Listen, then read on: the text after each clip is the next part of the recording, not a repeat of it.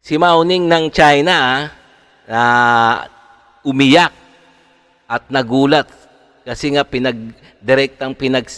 pinagbantaan ni PBBM na magkaagera tayo dyan sa West Philippine Sea. Kaya China, subukan nyo lang.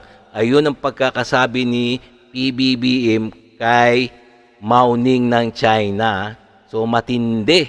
Matindi talaga to si PBBM, super tapang. So ito mga guys ito ang bibigyan natin reaction video ngayon komentaryo, suggestion. Pwede rin kayo magkomentaryo dyan So kung bago ka pa lang sa aking channel mga guys please like and subscribe na lang muna sa ating YouTube channel bago tayo mag-umpisa, okay? And also syempre paki-subscribe din kay Melbs Castle. So sa kanyang video tong bibigyan natin reaction. So okay, umpisahan na natin. Tiklop ang Chinese Foreign Ministry kay Pangulong Bongbong Marcos.